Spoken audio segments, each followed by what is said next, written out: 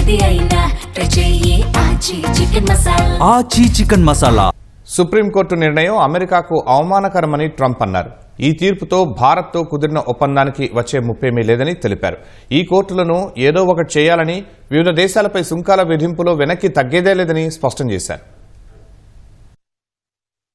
America విధించిన సుంకాలు, ప్రతీకార సుంకాలపై సుప్రీంకోర్టు నిర్ణయం ఆ దేశానికి అవమానకరమని ట్రంప్ అన్నారు. ఆ జడ్జీలను చూసి సిగ్గుపడుతున్నానని తెలిపారు. వారి తీర్పు నన్ను తీవ్రంగా నిరాశపరిచిందన్న ట్రంప్ ధర్మాసనం విదేశీ ప్రభావానికి గురైనట్లుందని ఆరోపించారు.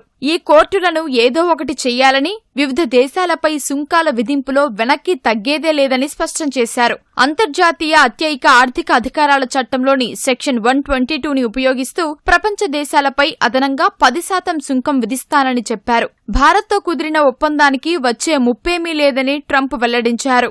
Nothing changes.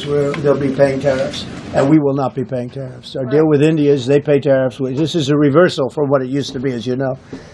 India, and I think Prime Minister Modi is a great gentleman, a great man, actually, but he was much smarter than the people that he was against in terms of the United States. He was ripping us off in India. So we made a deal with India, and it's a fair deal now, and we are not paying tariffs to them, and they are paying tariffs. We did a little flip.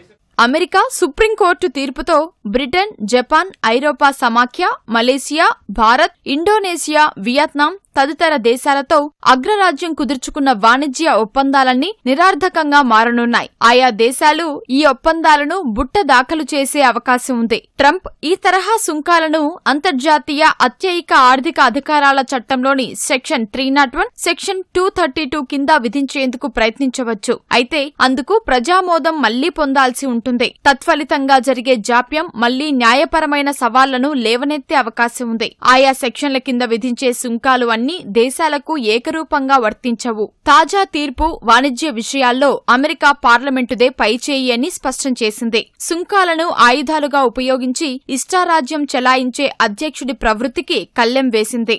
ప్రతీకార సుంకాలు రద్దు కావడం వల్ల సగానికి పైగా భారత ఎగుమతులపై 18% అదనపు సుంకాల భారం తొలగనుంది. అత్యధిక ప్రాధాన్య దేశాలపై విధించే ప్రామాణిక సుంకాలు మాత్రమే భారత్కు వర్తించే అవకాశం ఉంది. మిగిలిన ఎగుమతులపై అంతర్జాతీయ అత్యయిక ఆర్థిక అధికారాల చట్టంలోని సెక్షన్ 232 కింద సుంకాలు కొనసాగుతాయి. ఉక్కు, అల్యూమినియంలపై 50%, కొన్ని ఆటోమొబైల్ పరికరాలపై 25% సుంకం వర్తిస్తుంది. ఎగుమతి విలువలో దాదాపు 40% ఉండే స్మార్ట్ ఫోన్లు, పెట్రోలియం ఉత్పత్తులు, ఔషధాలు వంటివి సుంకాల నుంచి మినహాయింపు పొందుతాయి. అమెరికా సుప్రీంకోర్టు తీర్పు నేపథ్యంలో భారత్ అగ్రరాజ్యంతో తన వాణిజ్య ఒప్పందాన్ని సమీక్షించుకునేందుకు వీలు కలిగింది.